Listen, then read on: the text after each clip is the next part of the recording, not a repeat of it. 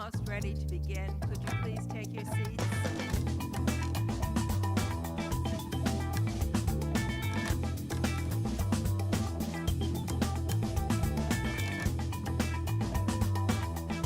We're ready to begin. Please take your seats.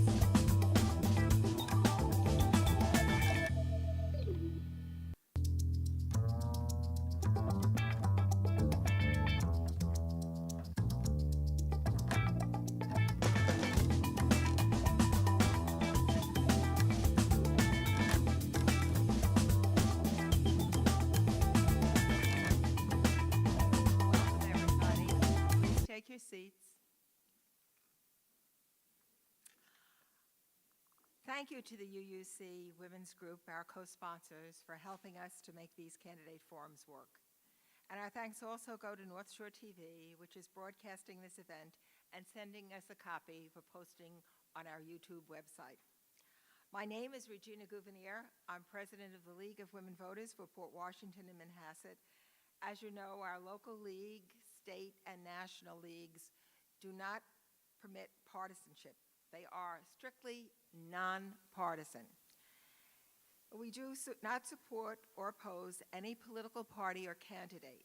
Our mission is to engage you, the voters, by giving all candidates for a given office a public space to answer questions in a structured way while maintaining civil discourse. Thanks to all members of the League who've teamed up to make these forums successful, and thank you to the audience for taking time out of your busy night to come and attend these hearings.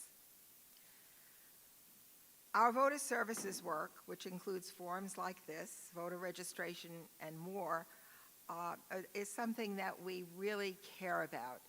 And we also educate the voters and advocate with legislators on election reforms, the Equal Rights Amendment, protecting the environment, and healthcare reform. We only take positions after studying them extensively. We hope you'll consider joining our league, and remember, membership is open to all, men and women alike. Bella Wang, our moderator for this forum, is the arbiter of all decisions going forward. Know that there will be people walking through the aisles, league members, collecting questions. If you would like to submit a question, they have index cards and pens, and we'll collect them from you after you write them. You can also drop questions off at the table, but I know it's uncomfortable to get up and have to walk across other people who are, listening to the debate. So we'll make it as easy as possible for you all. Bella? Right here. Okay. Bella Wang, our moderator for the evening, is the arbiter on all questions that arise. Go for it. Oh, I'm sorry, Sandra. No, do it now before. Oh, yes. I'm sorry, Sandra.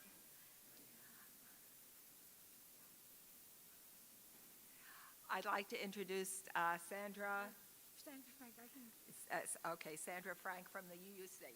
Thank you. Let me get my board before we knock it over. Good evening, everybody. My name is Sandra Frank, and I'm here to welcome you on behalf of the Unitarian Universalist Congregation at Shelter Rock Women's Group Board. We're pleased to sponsor this League of Women Voters in keeping with our Unitarian Universalist values and to provide the space for their candidate night. As a representative of UUCSR, we want to reiterate that we are asking you to comply with the League of Women Voters forum procedures. We especially want to point out number 11 on the forum procedures agreement that has been posted on the door, that there is absolutely no recording allowed by any of you present. The League has engaged professionals for recording purposes, and they are the only ones who will be allowed to record. In addition, all attendees are expected to act in a respectful manner. If not, you will be told to leave. This will be at the discretion of both the League and the congregation. Also, the forum will end should the audience be considered disruptive. I would like to thank you in advance for acting courteously and respectfully. And now turn this back over to Regina. Oh, to you, I'm Yes. sorry. This is Bella. Hi. Thank you both to Sandra and Regina. So for over a century, the League of Women Voters has sought to make democracy work by holding events like this so that voters like you can hear the views and observe the behavior of candidates on a range of issues relevant to this community. This is why we ensure all candidates agree to the debate procedures. Further, by being here tonight, you as the audience have also agreed, as noted on those very large posters that are over there and I think on the outside of the room. I will now read the rules out loud. The League has used procedures like these for over 60 years to ensure fair process and encourage civil discourse. So the rules are going to take about 3 minutes, so bear with me. First, the moderator will be a league member from outside of the district. That's me. I live in New York City. Second, candidate opening statements will be determined by drawing lots before in-person events. The same order is going to be for both opening and closing statements. So by agreement, Ms. Collins will speak first and Ms. Lurvey will speak last. Each candidate will be allowed 3 minutes for an opening statement. After all candidates have spoken, the moderator will open the meeting with questions from the audience. Cards, which have already been pointed out, will be handed out for written questions.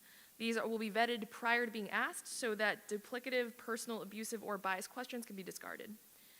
Fifth, the moderator, that's me, will be the arbiter of whether questions are appropriate, repetitive, or abusive. 6, each candidate will be given 1.5 minutes, so 90 seconds, to answer each question. At the moderator's discretion, the time for a response may be reduced as long as it is the same for everyone. There will be no rebuttal. Questions may be addressed to a specific candidate or to candidates in general, although all candidates will be given an opportunity to answer any question, even if it is addressed to a specific individual. Next, the moderator will attempt to rotate the order of responses for each question. 8, a league member will act as timekeeper. 1/2 minute from the end of any given time period, the timekeeper will alert the speaker by a prearranged signal, which you can see right there. She's all the signs. When the time is up, which is a different sign, the speaker will be allowed to finish the sentence. Repeatedly speaking past the deadline, however, may result in a candidate losing time for a future question or for others getting additional time. 9, candidates will have 2 minutes for a closing statement. 10, since the purpose of the meeting is to determine the candidate's views, no substitute speaker will be allowed to appear should a candidate be unable to attend in person. No written or recorded statement may be provided in lieu of active participation by a candidate. Using props, charts, visuals, or displaying campaign literature is also prohibited. Lastly, of the 11 rules, in accordance with league policy, the league owns the contents of its forums. Audio or video recording by authorized members of the media will be permitted only if agreed upon by all candidates present. The league maintains the right to record the forum and publish it on LWV-controlled electronic sites. No other recording will be allowed. No partial transcript or recording may be published without written permission from the league. Take a look around, see no one recording, it's good. As moderator, I will be the arbiters of all decisions during the debate. So, the league believes, finally, that the responsibility for maintaining good government rests on you, the voters, so we have the following expectations for you. First, please be sure your cell phones are off or silenced, and please do not block the door or camera. Second, your purpose is to hear from candidates, so let's focus on their voices, not yours. 3, please remain seated and silent during the Q&A unless you are writing or submitting question cards. Again, there's baskets, but also people will be walking up and down to take questions if you have them. As moderator, I will stop the debate if the audience interrupts. Interruptions reduce the time for candidates to speak, and we are here to listen to them. Fourth, to repeat, league policy permits only authorized recordings of these forums. Taking clips or segments is not authorized. North Shore TV is broadcasting this forum, and the league will post it on our LWV of PWM YouTube channel long before the election. Lastly, any audience member who violates the agreed procedures for the forum or who disrupts the forum by ignoring these audience expectations after being warned may ask to leave. So now we are going to hear from the 2 candidates vying to be your receiver of taxes for the next 4 years, Veronica Lurvey and Mary Jo Collins. When the candidates arrived, they drew straws for speaking order. Ms. Collins will be going first for opening remarks and for closing. Ms. Lurvey will be going second for opening remarks as well as for closing. I will now ask the candidates to give their opening statements and the audience to applaud briefly after those statements, but then to hold all applause and other responses until after the closing statements. Ms. Collins, please begin. Thank you. Thank you for the League of Women Voters, Bella, Judy, Port Washington-Manhasset, for hosting this candidate forum this evening and giving me the opportunity to introduce myself to the town of North Hempstead voters. At the end of the forum, I hope you will be clear on my qualifications and what distinguishes me from my opponent. First, I would like to share my background and experience, which will help you understand why I am the best choice for the receiver of taxes. I grew up as the oldest of 6 children. My father emigrated from Ireland. Neither had the opportunity to go to college, but they instilled in all of us a strong work ethic. My husband Sean and I have been married for 31 years, and we have 2 adult sons, Sean Jr., a CPA and a manager at PricewaterhouseCoopers, and Matthew, a lieutenant in the U.S. Navy, who is a Seahawk SH-60 pilot. I graduated with a BS from Douglas College, Rutgers University, and an MA from Teachers College, Columbia University. I worked as a teacher for 4 years before embarking on what was to become a 40-year career on Wall Street, which I recently retired from this past December. My roles in sales, trading, and management gave me valuable knowledge of risk management and credit analysis, 2 skills that will serve me well as a receiver of taxes. Currently, I serve as an independent trustee for a financial services firm that has $26 billion under management. As an independent trustee, we are charged with being a fiduciary for the shareholders. We ensure that management is in full compliance with all regulatory requirements. In essence, we are the watchdogs for the shareholders. I am also currently an elected trustee for the Village of Flower Hill, having served since 2020, along with Mayor Rosenbaum, who is here tonight, thank you, and my fellow trustees. We work collaboratively as a board to represent the interests of our constituents, to maintain and try to improve the quality of life in our village. I'm running for the job of receiver of taxes to serve, and so that I can give back to my community and the community I've been in for almost 30 years. My past financial experience, as well as my current corporate board role, give me the ability to approach the receiver role from a business perspective. My village trustee role enables me to always be mindful to put the taxpayer first. Thank you for your attention, and I look forward to answering your questions. Thank you.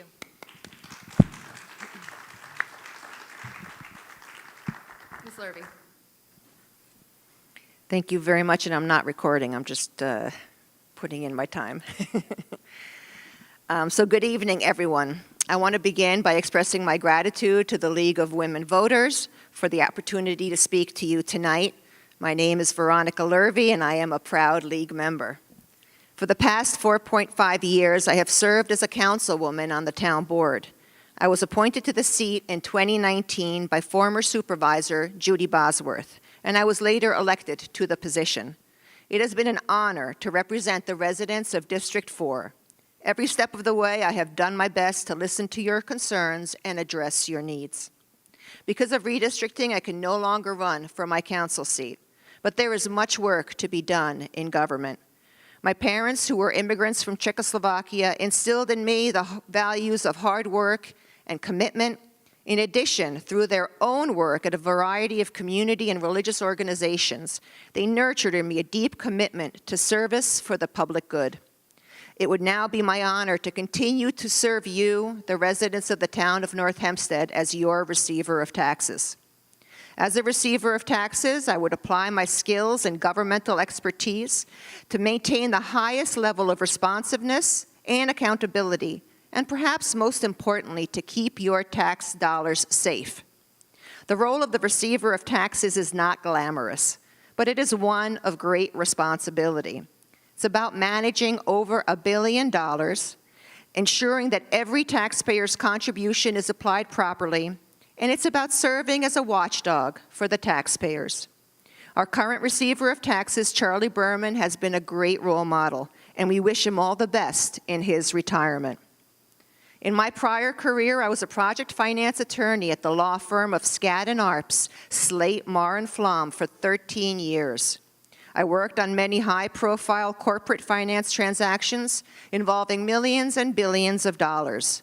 One of the last transactions I worked on was a $15 billion restructuring, on which I was the leader, and I led the deal team of over 20 attorneys, negotiating with bank groups around the world.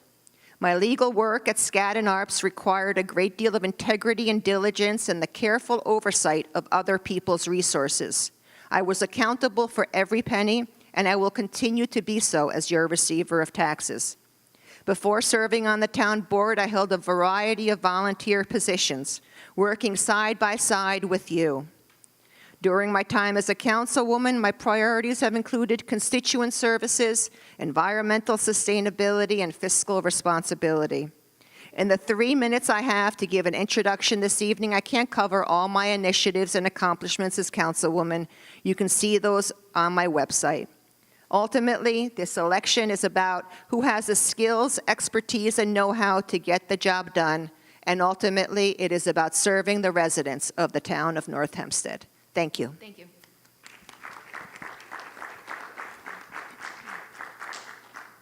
We will now begin with everyone's questions. As a reminder to the audience, please hold all of your applause until the end of the forum.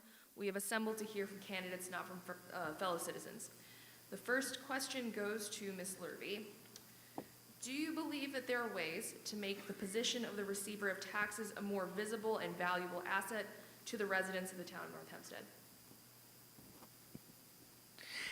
Yes, I do. I believe that the office of the receiver of taxes has to be made as accessible as possible to the residents of the town of North Hempstead. I think that it is up to the receiver of taxes to collaborate with the community to increase tax literacy and education among the residents.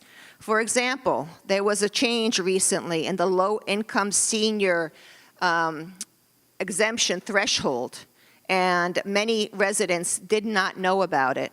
And I think it's imperative that the receiver of taxes go out into the community to provide workshops, to provide education, and to make all of this information more accessible.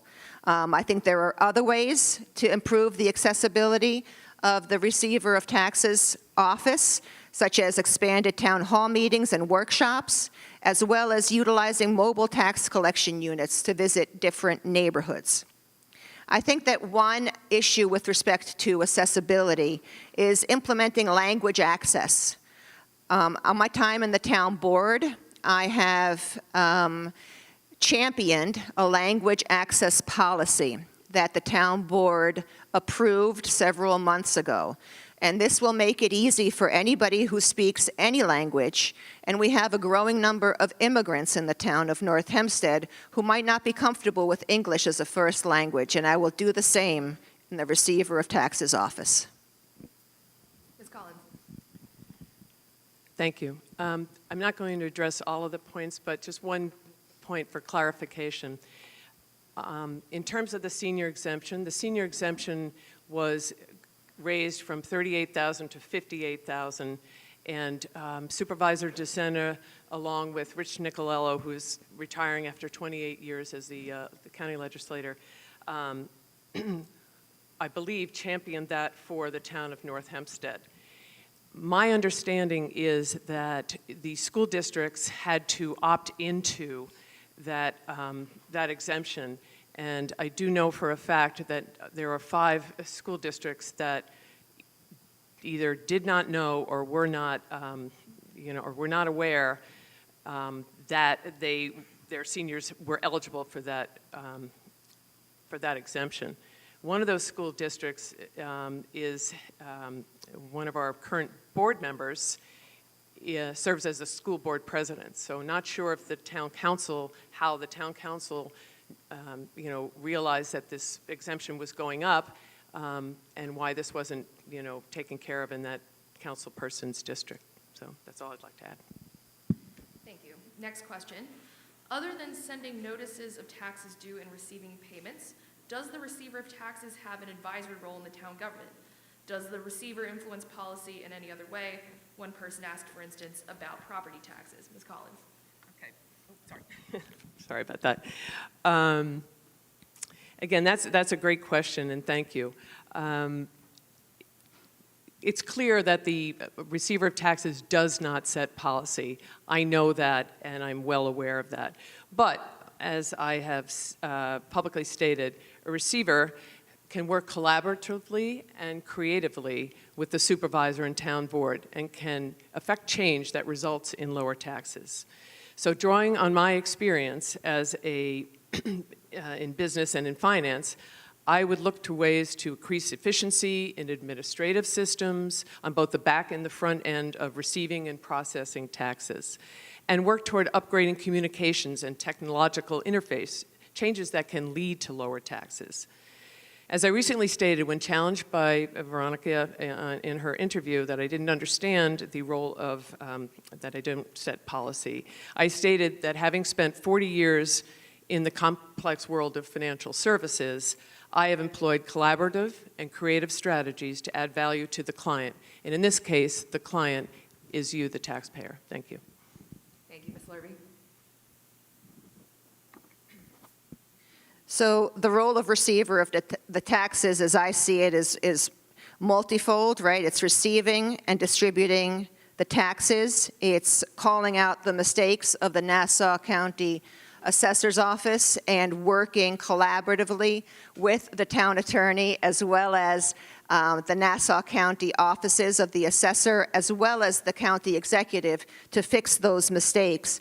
And it's also one of policy in making it one of the prime directives to be part in the community, to be educating the community, to make government as accessible as possible to the people who need that accessibility.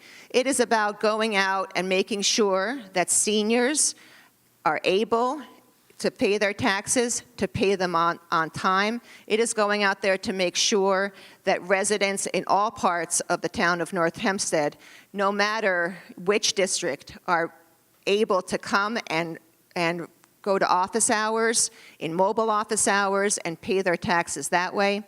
And it's about making sure that when taxes are collected, that people have faith that they are being collected properly, that they are being distributed properly.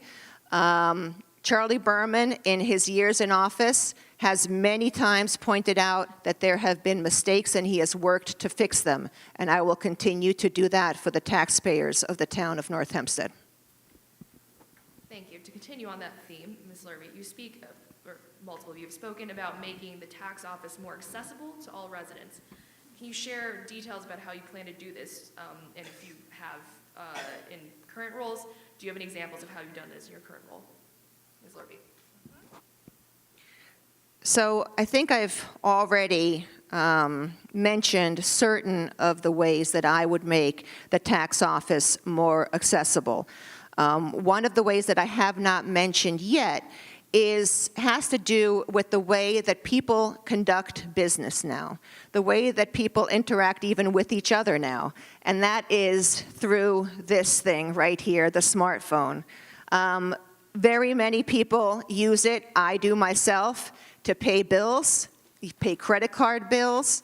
I get text alerts when my credit card is due so that I know that I have to pay it and not pay the penalty. Nobody wants to pay the penalty. I am grateful when I am alerted, and I think that we should work with the IT department of the town board and make sure that there is an app so that people can pay their taxes and get information about their taxes as easily as they get information and are able to pay anything else. I've already spoken about town hall meetings and workshops and going out into the community.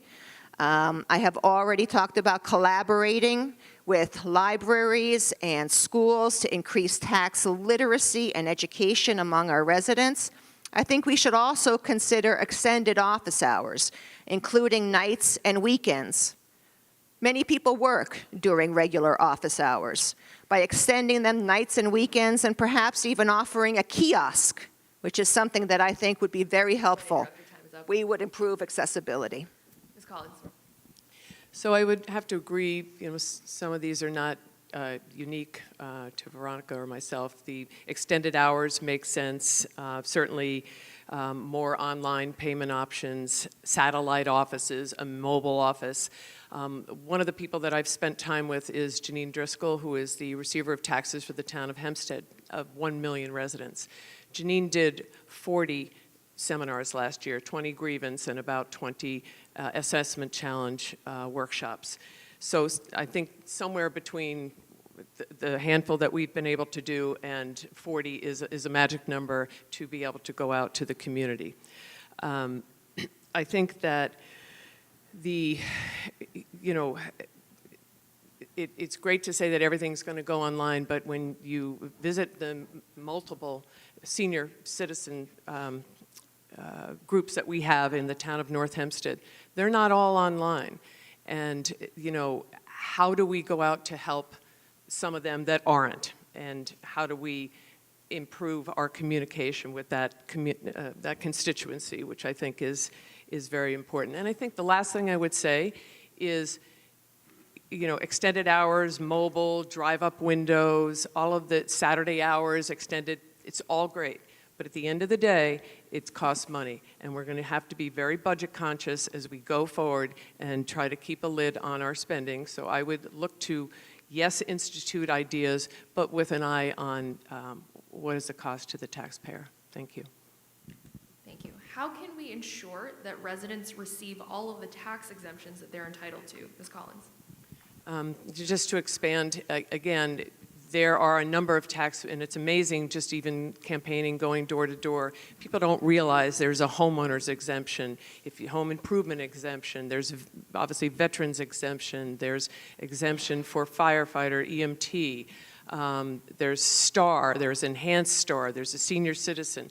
The only way that we're going to be able to do that is to be able to make sure that our communication is reaching the people who deserve these exemptions, and that's by education. So I know that there's been something posted online from a couple of years ago about how to grieve your taxes that Charlie did, and it was quite good. That can be expanded upon. And so as I look at it, somebody coming in from a business perspective, background, and a fresh set of eyes, I would look at, okay, who are we not reaching? How can we reach them, and what's the best way to reach them? So that would be my suggestion as to how do we make sure that people are getting the exemptions that they're entitled to. Thanks. Thank you. Ms. Lurvey. So it's very interesting that you mentioned that, since both Ms. Collins and I have already pointed out that there were very many seniors and even school board members who were not aware of the senior low-income threshold change that Nassau County enacted not that long ago. These exemptions are Nassau County exemptions. These exemptions are very complicated. The amount of paperwork that goes into filing for one of these exemptions is immense. And I think that people need help with that. The grievances also. The process, why are so many people paying an outside company to do their grievance process? It's because it's complicated. I worked with Charlie Berman to bring a workshop on the grievance process to the Great Neck Chinese Association. We provided a translator. We translated the slides and all the information into Mandarin. I think that, doing that across the entire town, going into the communities where the seniors are, where the groups are that could use assistance in accessing these exemptions is a wonderful idea. I also started a newsletter for District 4 while I was in office, and I will continue to expand communication. Thank you. Next, why are you better suited to the job of receiver of taxes than your opponent, Ms. Lurvey? I think that one thing that distinguishes me from my opponent based on what I have heard. I mean, we don't know each other intimately, but, you know, from what I have heard from other events and on her website, I think there are a couple of things that distinguish us. First, I have the legal expertise. I have been a corporate finance attorney for 13 years at Skadden Arps. During that time, I honed my legal expertise and my finance expertise, and a lot of what the receiver of taxes does is rooted in law. It's rooted in very complicated legal provisions that have to be interpreted. You have to work with the town attorney to determine how funds that have been, for example, collected, miscollected, or dispersed the wrong way, how to get those funds back, how to craft perhaps legislation on the state level to allow for funds to be returned to the people to whom they were supposed to be returned in the first place. I also think that working in the community, I am an active listener in my role as a councilwoman. I have worked with the community for 4.5 years, and before that, as a volunteer in numerous community organizations. I listen. Your time is up.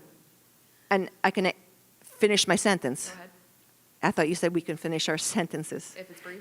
I can listen, and I can craft the responses and the solutions that the residents need. Thank you, Ms. Collins. Thanks.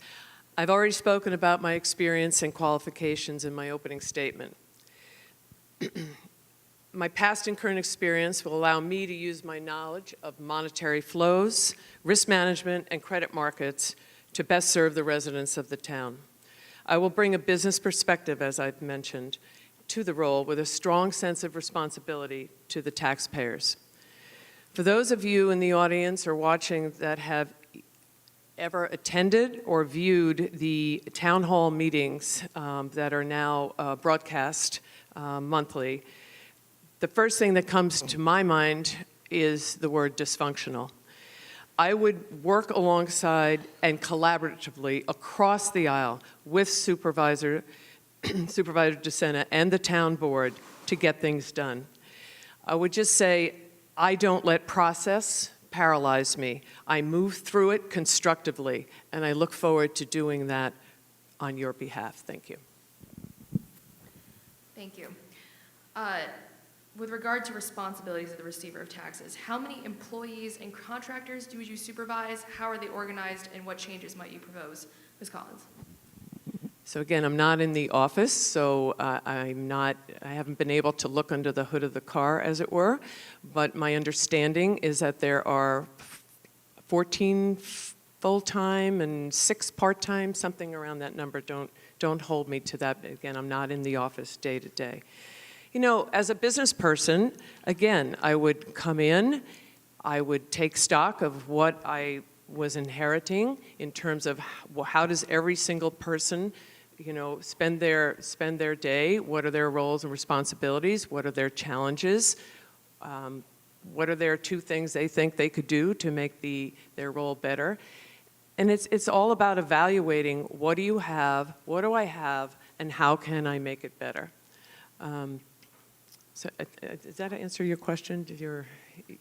That's for the audience. Just to repeat the decide. second part of the question again, I'm sorry. Sure. Let me just open that back up again. Something about the employees, right? About how many just if there employees? are any changes you Okay. propose. You know, one of my roles in Wall Street, before 9/11 intervened, I was put in charge of 24 traders, and I was their trading manager, and this was our retail trading group.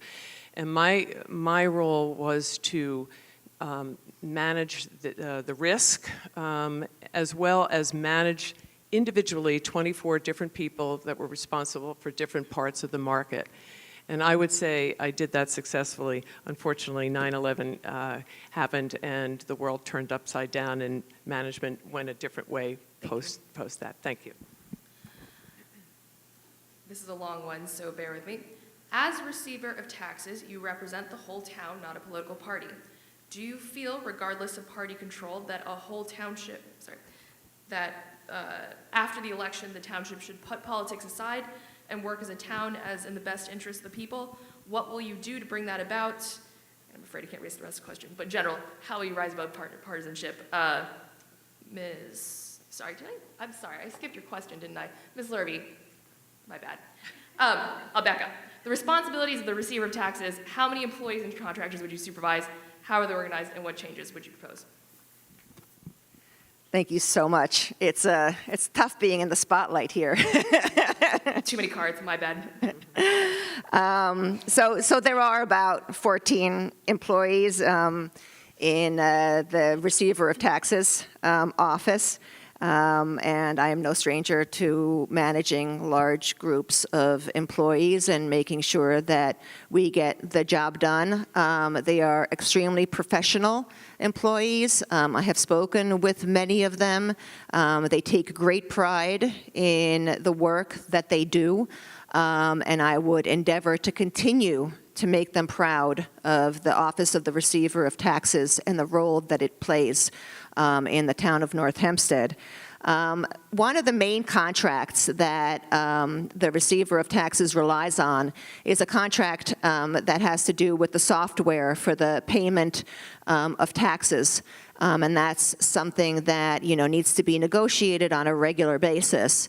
And, through my negotiation skills, I am sure that I can get the best deal that taxpayers can get, whether it's with respect to the security that is provided, the e-check fee that is charged, the credit card fee that is charged. All of that needs to be looked at again with a set of fresh eyes so that we are not paying too much. We already pay a lot in taxes, and nobody needs to be paying more in fees. Thank you. Thank you. And sorry again about the wobble. Let me read it again. As receiver of taxes, you represent the whole town, not a political party. Do you feel, regardless of party control, that the township can put politics aside and work as a town in the best interest of the people? And what would you do to bring that about, Ms. Lurvey? So, absolutely. I believe that the town of North Hempstead, the residents here, deserve better than what is happening at Town Hall right now. I was, like I said, I served under Judy Bosworth for several years before serving under the current supervisor. Under Judy Bosworth, there was a conscious effort made to include everybody in discussions, to include everyone in negotiations, regardless of whether or not you were a Republican or a Democrat. Unfortunately, the case is not that way now. And I have repeatedly reached out. I will continue to repeatedly reach out because I figure every day is an opportunity to wipe the slate clean. Every day is an opportunity to do the best that we can for the town of North Hempstead. I think bipartisanship is what people in the town require. I also think that it is hard. And I think that people can't just say that they're bipartisan. They need to be able to walk the walk and do the hard work, make the phone calls, have the meetings. When there is a meeting and when comments are given, perhaps give some feedback. That is the kind of work that I always envisioned myself doing, and no matter who is in the supervisor's office, I will work with them collaboratively as long as they will do me the honor of working collaboratively with me. Thank you. Ms. Collins. So when you think about the role of receiver of taxes, some people have said it hardly seems something that should be Republican or Democrat, but yet here we are. So the way I look at it, and when I was asked to consider running for receiver of taxes, and I thought about it, and I did my research as to what the skills were, did I have the necessary knowledge, could I do it? I really wasn't thinking, since I'm a Republican, am I going to be the better receiver of taxes? I boil it down to, do my qualifications, my experience, my ability to work with people, does that make me the most qualified person to assume the role and to manage a group of people, manage, motivate, a group of people. I don't know. I question, my opponent saying willing to work collaboratively. I don't think that someone who holds a press conference to question something that the supervisor is well within her rights to do is necessarily the best way to handle an issue. And I would like to think that I'm able to reach out to people and let's find our common ground before it gets to the news, to a broadcast on town hall steps. Thank you. Thank you. How much time, if any, have you spent speaking with your predecessor, Charlie Berman, and the tax office staff? And do you have any thoughts about what you might do differently or better than your predecessor, Ms. Collins? So Charlie's a Democrat. Charlie has not met with me. He has endorsed Veronica, which is on her website. I have not spent time speaking with Charlie, but I have spent time with David Chang in his office in the Nassau County Treasurer's office. I have spent time with Elaine Phillips, who is our county controller. I have spent a considerable amount of time with Janine Driscoll, as I mentioned her before, and she's the receiver of taxes in the town of Hempstead. So to try to understand, and what I would bring is, what are the best practices? Jeff Privado is another person I have spoken with on the phone, I have not met with, but what are the best practices at these receiver of taxes? What's working in their district, in their towns? Let's not think about reinventing the wheel in some cases where it's not, it's not needed. There are things that they do from a communication standpoint, from a processing standpoint, that I'm certain that we would be able to incorporate, and I would be sure to try to incorporate with our taxpayers and our system. Thank you. Thank you, Ms. Lurvey. So my opponent, said Charlie is a Democrat. She hasn't met with him. I wonder, has she reached out to him? Instead, she's reached out to a whole bunch of Republicans. So this is where the bipartisanship comes in. If you were truly bipartisan, you would have attempted to reach out to Charlie, and you would have known that he is there for everybody. He is absolutely there for everybody. Everybody loves Charlie because he has been a receiver of taxes who has kept politics out of the receiver's office. And so I think that this is a prime example of how partisanship gets in the way of good results. I have spoken with Charlie. Yes, he has endorsed me. Yes, we have served together for several years, so I do have that advantage. And he has given me advice. But basically,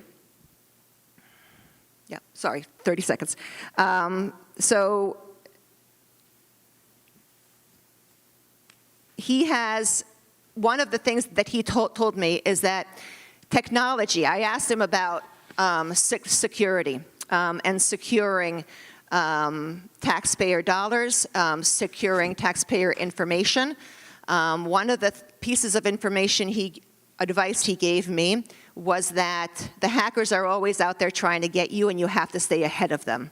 Never sit back and think that you have done everything you can in terms of technology. Keep improving. Thank you. To go to a more specific topic, the paper tax bill is confusing and unclear. What would you do to make the tax bill clear and understandable, Ms. Lurvey?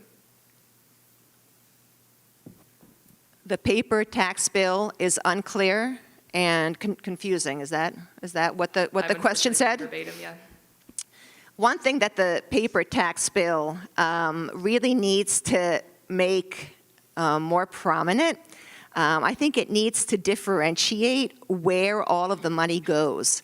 I think it would be really helpful if when people got their tax bill, they knew exactly what portion was going to the library, what portion was going to their sewer district, what portion was going to Nassau County, what portion was going through every single different special district, so that they really knew where their tax dollars are going. I think that would be a great improvement. to the paper tax bill. Because when I talk to people, very few realize that we, at the town of North Hempstead, the receiver's office, collects about $1.4 billion, but only about a tiny percentage of that is actually goes to the town budget. Everything else goes to Nassau County, school districts, all the different special districts, library districts. So the paper bill could be much more clear on that. I also think that people don't realize that they can sign up and get the bill electronically. They can get notifications electronically by email. That's something that should be made more prominent. They should be getting information on email and by text and any which way that we can that is really easily understandable. Thank you, Ms. Collins. Thank you. So with the paper bill, for those of you who have looked at it, it is confusing. But there's a limit to what can be put on it, but certainly improvements could be made. I think what goes hand in hand with one of the suggestions about whether it's a assessment challenge workshop or exemption challenges, you know, just to even understand, there was an reassessment done 5 years ago that's been 3 years ago, but it's being phased in over 5 years. And so, you know, what is that assessment, what does that number mean? What does it add up to? And so when people look at it to try to understand what is the fair market value of their house versus, you know, what they could sell their house for, how is that determined? There are a lot of questions that I do believe could be answered with either an online, you know, frequently asked questions type of idea, or a pamphlet for those who aren't looking online, or workshops. So certainly room for improvement. Certainly there's school district and general taxes are different. There is a library breakdown, but I think there definitely would be room for improvement. Thank you. Ms. Lurvey. Sorry, no, I'm good. Last question, which is kind of general for the room. So when thinking about the vision for your term in office, what do you envision and how will you know if you've succeeded? Ms. Collins. That's a great question. Thank you. You know, I think about it, answering that with a story, but I only have a minute and a half. But when I think about what do I envision going into a role, giving it 110% or more.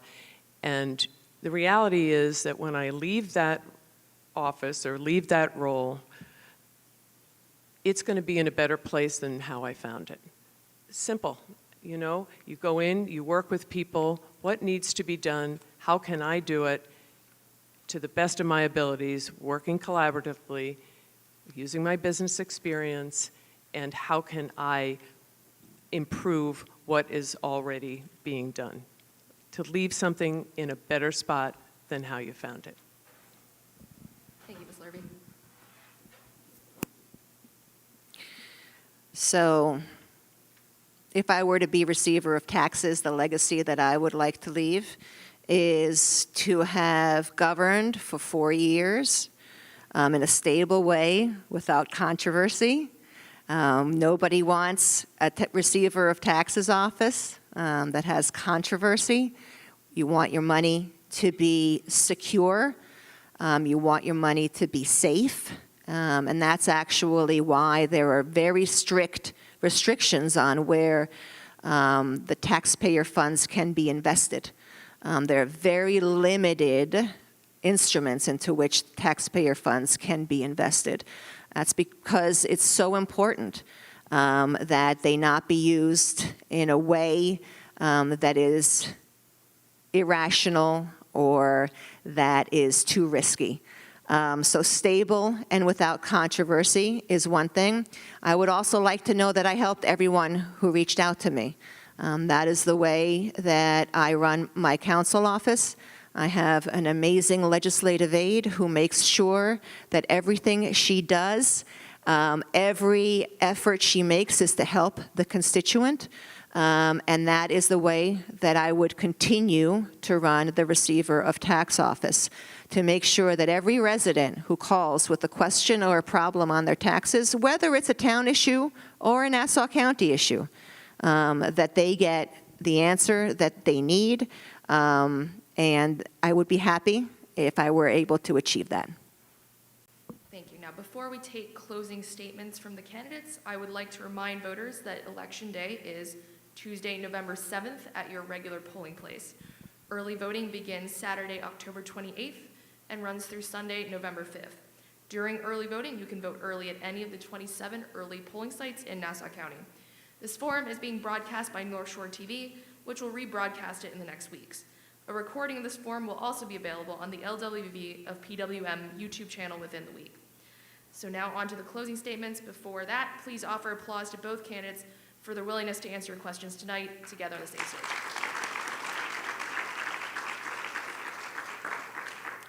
Ms. Collins, you're first. Thank you. So to summarize, what are the four most important issues that I would focus on when elected and that I'd like to leave you with? I will work alongside Supervisor DeSena and the town board to help cut taxes. I would make paying taxes more convenient and to offer more payment options, both mobile sites as well as extended hours, ideas that have been presented earlier. Present tax-reducing seminars to show taxpayers how to reduce their taxes through exemptions they are entitled to, as well as guiding them through the assessment process. And improve the Receiver of Taxes communication channels to homeowners to help avoid unnecessary late payment penalties. Currently, the town party faction fighting gets in the way of progress. I don't, as I've said before, and I'll say it again, I don't let process paralyze me. I move through it constructively. I will work with the supervisor and board to help evaluate the soundness of proposed investment of our funds and to make sure that they are carefully researched and we make educated decisions.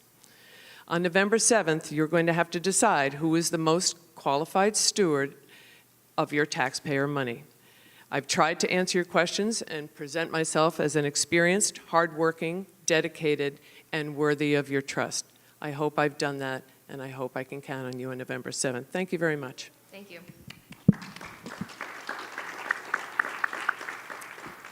Ms. Lurvey, would you begin your statement?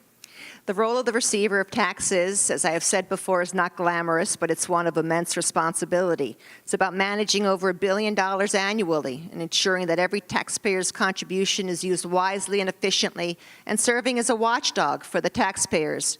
You know, sometimes a watchdog has to call things out that somebody doesn't want to be called out. Sometimes a watchdog has to have a press conference to call attention to illegal actions in a department or in a elected office.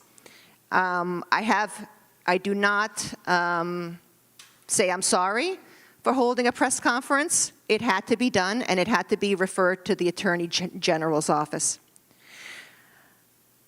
Throughout my time in public service, I've strived to embody the principles of integrity, fiscal responsibility, and unwavering effort. I've worked to make our town more transparent and accessible, more inclusive, and more responsible in managing taxpayer funds. As your potential receiver of taxes, I pledge to continue championing these principles. I have served everyone, Republican and Democrat alike. I have worked with everyone, Republican and Democrat alike. And I will work with any supervisor, as opposed to my opponent who has said multiple times that she will work with Supervisor DeSena. I pledge to work, of course I hope that John Kaiman wins, he's on my party ticket, but I pledge to work with any supervisor who is in the office, not just the one in my party. So I think, as I have demonstrated tonight, my background as a corporate attorney equips me with the financial and legal skills needed to oversee the collection and disbursement of taxes responsibly. My experience as a town council member has honed my ability to connect with constituents and find solutions to their problems. My advocacy for transparency in government operations prepares me to manage public funds responsibly and speak out about mistakes. I would be honored to be your receiver of taxes. Thank you. Again, I want to thank both of you, the candidates. The League appreciates your willingness to answer questions from voters thoughtfully and candidly and in civil discourse with your challenger. And we salute your commitment to serving your fellow citizens by running to serve in this race. So thank you again.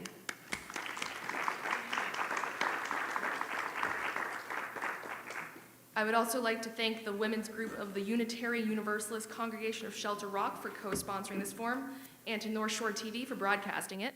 I also want to thank you, everyone in the audience, for your thoughtful questions, for spending the evening educating yourselves about both candidates, and your engagement with democracy. Voters like you keep our democracy thriving. Lastly, this forum for Town of North Hempstead Receiver of Taxes is now ended. The next forum will begin at 7:15 for Town Supervisor. There's still food. You'll probably hear a lot of this spiel again a second time in 20 minutes. Thank you.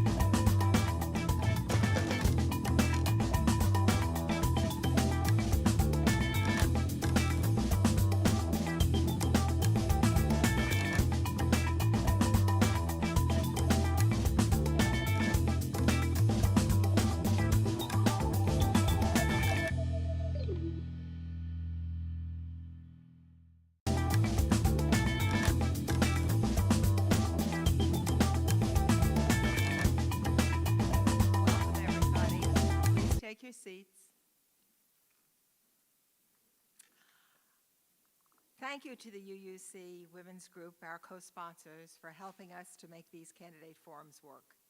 And our thanks also go to North Shore TV, which is broadcasting this event and sending us a copy for posting on our YouTube website. My name is Regina Gouvenier. I'm president of the League of Women Voters for Port Washington and Manhasset. As you know, our local league, state, and national leagues do not permit partisanship. They are strictly nonpartisan. We do not support or oppose any political party or candidate. Our mission is to engage you, the voters, by giving all candidates for a given office a public space to answer questions in a structured way while maintaining civil discourse. Thanks to all members of the League who've teamed up to make these forums successful, and thank you to the audience for taking time out of your busy night to come and attend these hearings. Our voter services work, which includes forums like this, voter registration, and more, is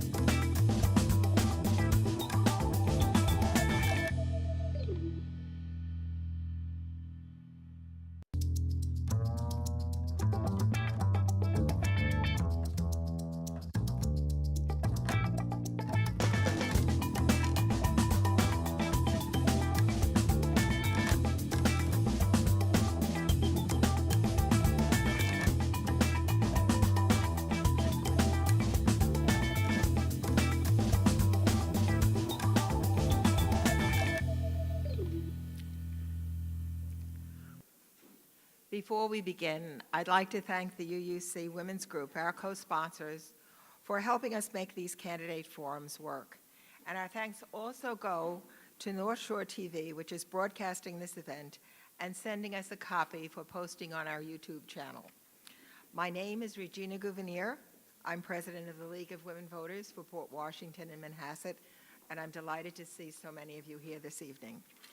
As you know, our local league, state, and national leagues are nonpartisan. We do not support or oppose any political party or candidate. Our mission is to engage you, the voters, in giving all candidates for a given office a public space to answer questions in a structured way while maintaining civil discourse. Thank you to all of the members of our league who have worked so hard to make this event possible. And thank you, the audience, for taking the time and effort to hear and observe our candidates tonight. Our voter services work includes forums like this, voter registration, and more. We also educate voters and advocate with legislators on election reforms, the Equal Rights Amendment, protecting the environment, and healthcare reform. We only take positions on issues after studying them extensively. We hope you'll consider joining the league. And membership forms are available on the table, or the QR code will bring up take you to the website. And our website is called LWV of PWM. Remember, the league is not for women only, so please join. Now, just to let you know what goes on here, before several people stop by this table and ask questions, but know that as more questions occur to you, you can raise your hand, and one of our league members, Nikki Willard, will be walking around and giving out index cards and pencils for those who wish to submit additional questions, and we'll pick them up so that nobody has to climb over other people in order to submit a question. Bella Wang, our moderator, is in charge for this forum, and she's the arbiter of all decisions going forward. Bella, the podium is yours. Thank you, Regina. You're welcome. So if you were at our previous forum, you're going to hear a lot of words that are similar. Bear with me. For over a century, the League of Women Voters has sought to make democracy work by holding events like this so that voters like you can hear and views and observe the behavior of candidates on a range of issues relevant to this community. This is why we ensure all candidates agree to the debate procedures. Further, by being here tonight, you, as the audience, have also agreed, as noted on the large posters, one over there and there was one outside. The League has used procedures like these for over 60 years to ensure fair process and encourage civil discourse. I will now read the rules out loud. This will take about 3 minutes, so please bear with me. First, the moderator will be a member of the League from outside of the district. I live in New York City. Second, candidates' opening statements will be determined by drawing lots before in-person events. The same order will be for opening and closing statements. So in this case, Ms. DeSena will speak first and Mr. Kaiman will speak last. Each candidate will be allowed 3 minutes for an opening statement. 4, after all candidates have spoken, the moderator will open the meeting with questions from the audience. Cards will be handed out for written questions. These will be vetted prior to asking so that duplicative, personal, abusive, or biased questions can be discarded. 5th, the moderator, that's me, will be the arbiter of whether questions are appropriate, repetitive, or abusive. 6, each candidate will be given 1.5 minutes to answer each question. At the moderator's discretion, the time for a response may be reduced as long as it is the same for everyone. There will be no rebuttal. Questions may be addressed to a specific candidate or to candidates in general, although all candidates will be given an opportunity to answer any question addressed to a specific individual. 7, the moderator will attempt to rotate the order of responses for each question. 8, a league member will act as timekeeper. 1/2 minute from the end of any given time period, the timekeeper will alert the speaker by a prearranged signal. So Marie, please hold up the signs to demonstrate.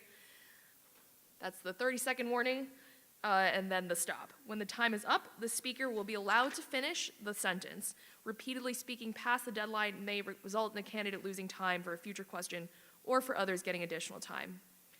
9, candidates will have 2 minutes for a closing statement. 10, since the purpose of the meeting is to determine the candidate's views, no substitute speaker will be allowed to appear should a candidate be unable to attend in person. No written or recorded statement may be provided in lieu of active participation by a candidate. Using props, charts, or visuals, or displaying campaign literature is also prohibited. Finally, in accordance with league policy, the league owns the content of its forums. Audio or video recording by authorized members of the media will be permitted only if agreed upon by all candidates present. The league maintains the right to record the forum and publish it on LWV-controlled electronic sites. No other recording will be allowed. No partial transcript or recording may be published without written permission from the league. So as moderator, I will be the arbiter of all decisions during the debate, and the league believes that the responsibility for maintaining good government procedures rests on you, the voters. So we have a few expectations for you as well. First, be sure that your cell phones are turned off or silenced, and please do not block the doors, which are back there, or the camera, which is right there. Second, your purpose, see, there we go, no phones. Second, your purpose is to hear from candidates, so let's focus on their, oh, wow, a lot of phones. No more phones. Let's focus on their voices, not yours. Third, please remain seated and silent during the Q&A unless you are writing or submitting question cards, which again, there's a table there. League members will also be coming up and down the aisles in case with note cards in case you need it. As moderator, I will stop the debate if the audience interrupts. Interruptions reduce the time for candidates to speak, and we are here to listen to them. 4, to repeat, league policy permits only authorized recordings of these forums. Taking clips or segments is not authorized. North Shore TV is broadcasting this forum, and the league will post it as well on our LWV of PWM YouTube channel long before the election. Lastly, any audience member who violates the agreed procedures for the forum or who disrupts the forum by ignoring these audience expectations after being warned may be asked to leave. So, now we will hear from the candidates vying to be your town supervisor for the next 2 years, Jen DeSena and John Kaiman. When the candidates arrived, they drew straws for speaking order. Ms. DeSena will be going first for opening remarks as well as for closing. Mr. Kaiman will be going second for opening remarks as well as closing. So I will ask the audience to applaud briefly after each opening statement and then hold all of applause and other responses until after the closing statements. So, Ms. DeSena, please begin. Thank you. Oh, I have to speak into this. There we go. Okay. Good evening, ladies and gentlemen, and thank you for joining us tonight at this meet and greet. Thank you to the Port Washington-Manhasset League of Women Voters for setting this event up and hosting us here tonight. I'm proud to be a member of the league as well. I'm your town supervisor, Jen DeSena, and I'm eager to engage in a thoughtful discussion about the future of our amazing town. In these challenging times, leadership is not just about making promises, but about delivering results. Throughout my tenure as town supervisor, I've been committed to working tirelessly for the betterment of North Hempstead. I've collaborated with local stakeholders, listened to the concerns of our residents, and taken action to create positive change. In my first term in office, I provided some much-needed taxpayer relief by delivering 2 budgets in a row that contained significant tax cuts and delivered on my pledge to recommit the town to investing in our infrastructure, while also reducing the town's reliance on borrowing and debt. And over the course of my first term, I've advanced a number of long-stalled projects that will significantly improve the quality of life of our residents while boosting our downtowns. I've brought honesty, integrity, and transparency to a town that was no stranger to corruption and mismanagement before I took office. For that reason, I successfully installed 4 members into defined and staggered terms on the town's Board of Ethics, restoring independence and autonomy from any potential outside influence. On top of this, to bring additional sunlight to government operations, I directed the town's government access TV channel to begin rebroadcasting town board meetings daily, something that had never been done before. I also took the unprecedented step to call for an independent audit of the town's building department by the Nassau County Controller to help expose the problems that flourished under my opponent's watch and continued to plague the town for nearly 20 years. Over a year later, this audit is still ongoing, and I look forward to the final report. It's my pleasure to join you all tonight, and I look forward to this opportunity to discuss our differences, share my vision, and hear your concerns. Together, we can ensure that North Hempstead remains a place where families thrive, businesses prosper, and our community remains strong. Thank you. Thank you.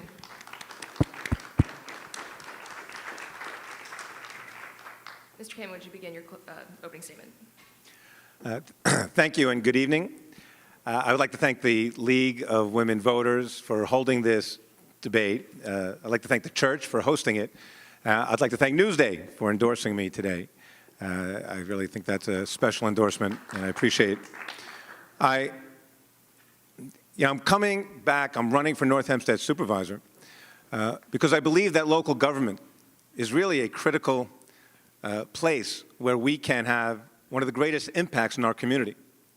We're a town of 237,000 people. It's a diverse town. North Hempstead is on Long Island. It's adjacent to New York City.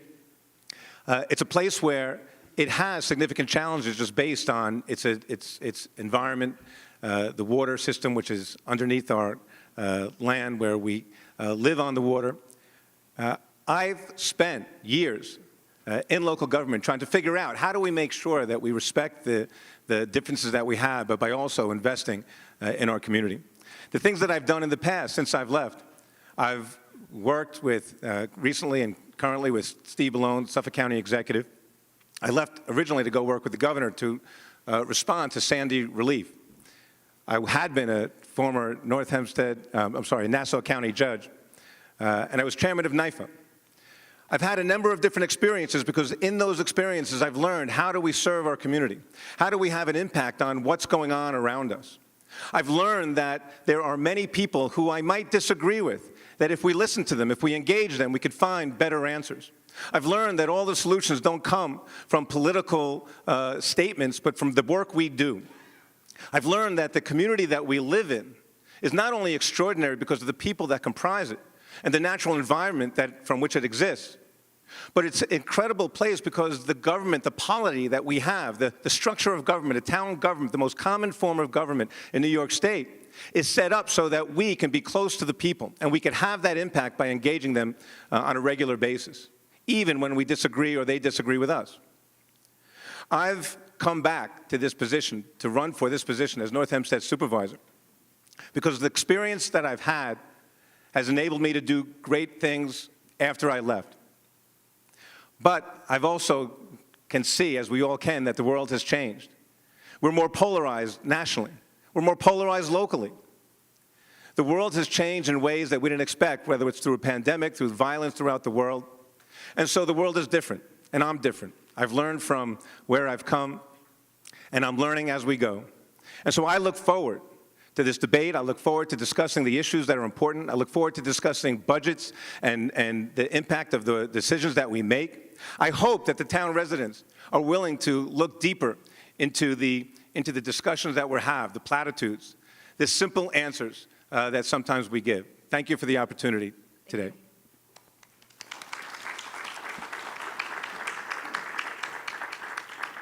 We will now begin with the audience's questions, of which there are many tonight. Please hold all of your applause until the end of the forum. We have assembled to hear from candidates, not from fellow citizens. So the first question goes to Mr. Kaiman. In your opinion, and in light of state policies and programs, what are the top 3 critical issues facing this town? What plans would you put into place to address or mitigate those issues, and why, and how would you pay for it? Mr. Kaiman. 3 critical positions. First, it's budgeting. The town finance is always critical, and we need to budget honestly. We need to make sure that we're accounting for the money that we spend. I'm concerned that I don't think that's happening certainly in the current budget that's been presented. I think that the people have a right to know how their money is spent, and I believe that we need to structure our budgets so that the integrity of the budget can be seen by all. I'm concerned when we defund the government or that we take monies away that's going to affect us in the long term, hurt our bond rating, wipe out services that are critical to us, whether it's senior services, public safety. All these things matter to us, and I think that the way we budget really does matter, and I think that we're on the verge of failing that in that area. Infrastructure is critical. Infrastructure is the roads, the buildings, the waterways, the things that we invest in so that we can make sure that we can be safe in how we travel, that we can use the monies that we have in capital spending wisely. And so I think that's just how we spend critical infrastructure money, and we should be getting money from the state and from the federal government. Third is the environment. You know, we're in a time when climate is challenging all of us. How do we make decisions that impact us in a way that allows us to protect our planet and still fund our government, fund our community, and do it in a rational, meaningful way? So I think those three issues are important. We need to fund them through honest funding. We get state and federal grants. I've gotten $10, $15 million a year through the grants, and I will continue to do that to fund the programs that I believe in. Ms. DeSena. 3 positions? Yes. Okay. I believe in taxpayer relief. I believe that the people should be allowed to keep their money. So we should not be overtaxing. We should not be collecting excess reserves for us to figure out something to do with down the road. So I believe that we should be more accountable. And yes, by the way, my budget process is exactly the same as it was under Judy Bosworth and probably under you. The budget is we have a tentative budget. There will be amendments from board members, and then we will vote on a preliminary budget. The idea that the budget I proposed will wipe out services is just completely false. And we had a workshop where our commissioners came and spoke about it and answered questions from my colleagues on the board. 13 of the 18 departments actually saw an increase in their budget, and the ones that had decreases were because of retirements or change in personnel where the successor made less money. We actually increased the budget for parks. Project independence has been completely maintained, so these are false statements. And our highway supervisor came to the workshop and said he got everything he needed. He didn't ask for anything more. So these are false statements that you're making. I've done absolutely nothing to hurt the town. There's been no cut in services. Thank you. This is a question directed to Supervisor DeSena, but both of you can answer. Ms. DeSena first. The budget you submitted for 2024 creates a multi-million-dollar funding hole that will require steep cuts in services on the future. What services are you planning to cut, Ms. DeSena? So I already answered that question. How about that? No, this is a statement that people have been making. I didn't cut any services at all. And anybody who came to the budget workshop would hear that. There was nothing cut. Now, when somebody asks, for instance, we had a department, the Commissioner of Public Services asked for more staff, and we asked why. And then he listed the number of service requests. It actually had decreased last year. So for us to ask the taxpayers to take on the responsibility of additional salary when we had seen a decrease in requests for code enforcement, that didn't seem justifiable to me. And when I said, how many code enforcement staff did you have last year? Same amount, same amount. Well, when was it changed? 2011. That was under your administration when the number of code enforcement officers was cut. So I have done nothing to cut that. I have not cut any services. There is no hole in the budget. Thank you. Mr. Kaiman.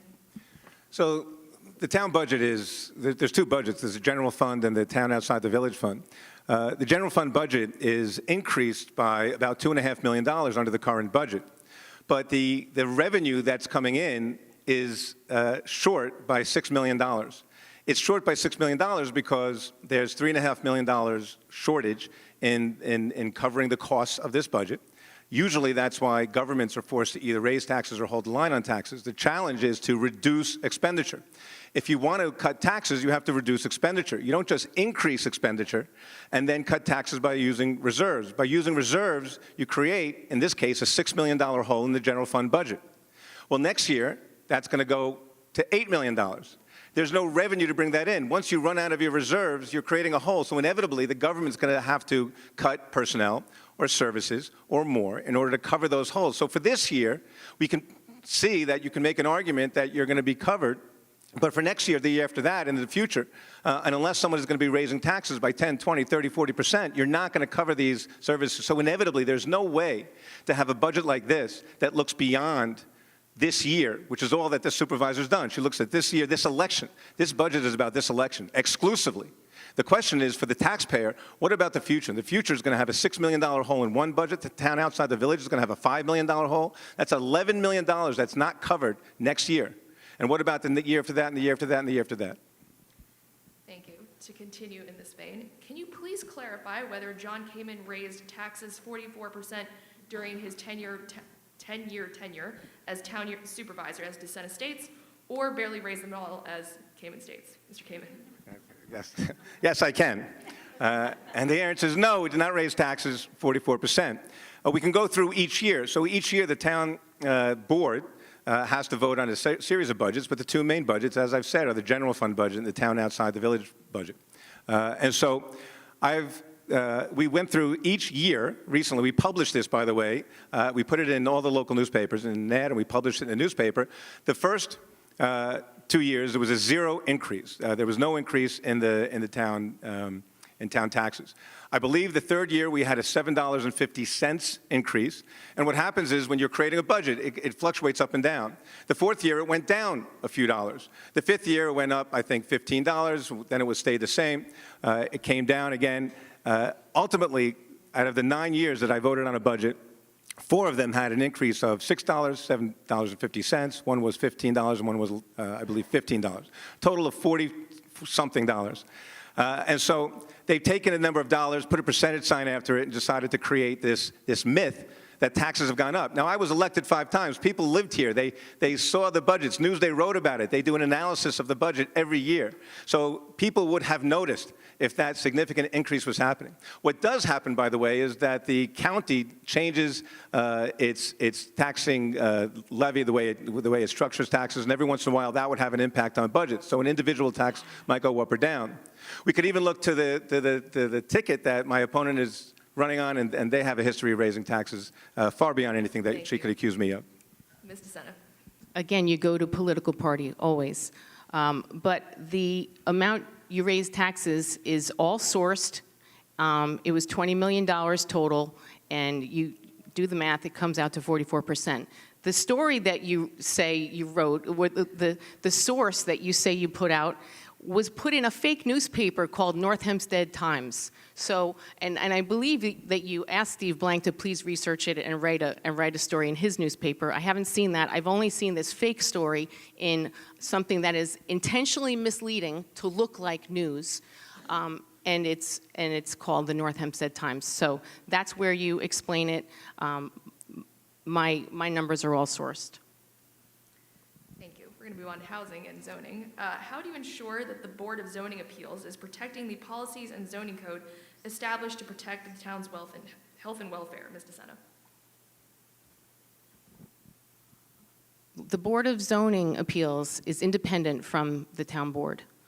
So if we were to change something, if we were to change the zoning, that would be something the town board would have to vote on. We would go to the town attorney to help us. We would ask for assistance from the planning department as well, probably the building commissioner.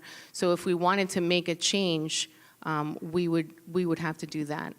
As far as ensuring they're complying, if somebody felt that they weren't complying, then they would raise that, and they would raise that to the town board. Mr. Kaiman. Yeah, by the way, it's impossible for me to raise taxes $20 million on $60 million budgets. People would have noticed. But and it's all sourced by Newsday, by the way, not my tabloid. The board that we're speaking of is essentially an appeals board. When someone puts an application in for a building permit, if they're outside the code, that application, they can seek a variance. And so that board is an appeals board to appeal the rejection that they received for their application, because that application, again, has been determined by the building department to be outside the code. There are limits to what the Board of Appeals can do. For instance, if it's a use variance, you cannot change the use. So if someone has a house and they want to put a business there, they can't get a variance making it a business district. That's a zoning issue, and the town board would have to change the zoning. And so the Board of Appeals on zoning, their obligation is to make sure that everybody is treated fairly, that there's a consistency in how their decisions are made, so that if one house is allowed to make a change to their property, other houses similarly situated would be able to make a similar change. You don't want to see one house going up 20 feet higher and the next house not being allowed to do something. So the idea behind zoning in general and the Board of Appeals is to make sure that everybody's being treated fairly and equally. We've had experience in the past where the building department had troubles. We found that corruption, we fixed it, and ultimately the building department has met a lot of challenges since then, not been fixed, and so that's really the challenge that we face. Thank you. To follow up, there's been campaign talk about the building department to eliminate the delays in issuing permits to both residents and businesses, particularly new businesses. Do you have a plan to improve the building department so that those businesses can open more quickly, and how would you identify and discipline inspectors who violate the town rules or ask for kickbacks? Mr. Kaiman. So the building department is, of course, the department that receives all applications for any change in somebody's home or property. Years ago, I put in a new system called 311 Townstat. That system was a computer system that ultimately changed the way we documented all input into the town. That system, upon being installed, ultimately led us to finding things in the building department that were ultimately found to be illegal. We turned over the entire information that we received to the district attorney's office. They prosecuted and found some bad guys. We then had to fix the building department. It took several years to go through the investigation. What I would do now is, because the building department does and is capable of making sure that it does it properly because of the systems that we put in, and it's been doing so ever since, it has been delayed in its ability to issue permits. And that delay causes costs to go up for homeowners or businesses that are trying to open up a business. Excuse me. I would add plans examiners. I would add certainly one, possibly two. I would add building inspectors. I would make sure that we use e-permitting and other technologies. I would take responsibility, unlike my opponent. My opponent got into office 2 years ago, and the first thing, and everything she says, even in her opening, is that she asked the county controller's office to please bail her out on this and do an investigation. It's been 2 years. Nothing's happened. When I'm in office, I take responsibility. We find out what the problem is. You go to the stakeholders. I would go to the architects and the engineers and the civic leaders and the community and find out what are the problems that you're facing. The challenges that we have, is when we have someone who has a problem on one, and my time is up, but I'd be more than happy to continue that discussion on the building department when I can. Appreciate it, Ms. DeSena. So, on the one hand, my opponent says that he fixed the problems in the building department, and on the other hand, he says, why didn't I fix the problems in the building department yet? So clearly there are problems. Everybody still talks about them.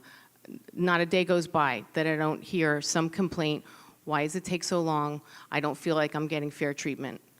You know, can I intervene? Now, I think that's the problem, is that for 15 years, the town board has not addressed the building department, has not made them accountable. They benefit by being able to exert control, either to make something happen or not make something happen. So, no, it's very hard to fix it in 2 years, especially when the town board doesn't want to help. So we need to make the building department accountable.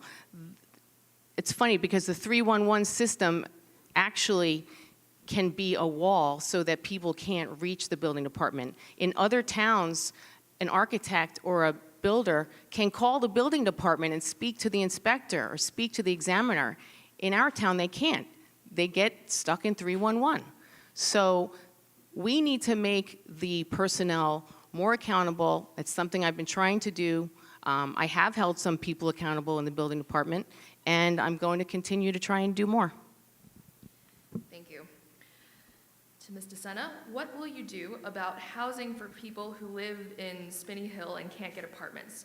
The affordable housing in our town has 10-plus year waiting lists. Do you think this is urgent? I think that the waiting list is too long. This town does not have adequate affordable housing. I do think that other towns have done better in the past. The town needs to have a variety of housing stock. I propose to update our master plan. It hasn't been done in 30 years. And when we do that, we will do it with community input. We will look for the places that are appropriate for building multifamily apartments. That means there have to be sewers available. We have to look at parking. We have to look at schools, electricity, drinking water. All these things have to be studied before you can say this area is appropriate for multifamily housing. So I believe we need to update the master plan and identify places where we can have more affordable housing because, yes, the waiting list is too long. Mr. Kaiman. So my opponent put out a mailer criticizing me for saying that communities should have multifamily housing, which is generally apartments or could be garden apartments, could be anything that's other than single-family housing. The housing challenge is real. To start off a campaign, and by the way, the supervisor is the incumbent, and so she's talking as if this is what she might do if she were elected. The challenge when you're responsible is to go out and one, educate the community, engage the community, find out where their opportunities exist so that the community can elevate their housing stock in a way that makes sense. Could be around transit-oriented development, which is train stations. It could be in areas that are formerly industrial or business. There are options, but it is always a challenge. And so housing in our community is difficult because in many ways we're built out. And so the way our roadways are built, whether we could provide services such as water and garbage, sanitation pickup, and all the other things that go into determining whether or not you can increase density. Density is the determination of how many people you can put on a piece of property. And so this is a real challenge. It's something that I've done and navigated when I was supervisor. It's something I will continue to do. People certainly need more housing. If there's more housing, costs would go down. But it is a challenge in a community that's usually, or that is built out, such as North Hempstead. So I'm going to give both of you a little bit more time to talk about this particular issue by reading this question. A recent campaign ad by Supervisor DeSena claims that John Kaiman wants to ram through, quote, Bronx-style multifamily housing. Mr. Kaiman, is this true? Ms. DeSena, what evidence do you have for this claim, and why did you use the term Bronx-style? Mr. Kaiman. Yeah, well, we can imagine what they meant by that, and well, I'm curious to hear the answer as well. It's not true because there's nothing, Bronx is its own community. They have their own ability to decide their housing, and the people there are capable of making their decisions, and we tip our hat to them to figure out how they want to govern themselves. North Hempstead does not have levels of public transportation and the ability to generate housing on the scale that can be done in the boroughs in New York City. And so, no, we can never build the size and scope of housing in a place like North Hempstead. We can build additional housing. There can be multifamily housing. But it has to be done in a way that's consistent with the quality and character of the communities in which we want to build. And that information is really the environmental impact. Environmental impact is not just air and water. It's egress, ingress. It's the traffic. It's the impact on schools. It's all the things that go into making a decision as to how we construct something in our community. And so, I believe that that piece was meant to do exactly what they hoped it would do, is to try to turn people against me and scare people. My opponent is running as a party of grievance and fear, and this is the thing they do. There's 30, 40 mailings similar in nature, so this is their style, this is who they are. Ms. DeSena. And again, I'm labeled by a party.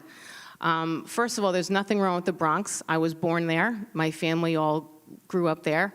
And but then they decided to go buy a single-family home in Massapequa. So that's what they bought. That's their investment, a single-family home.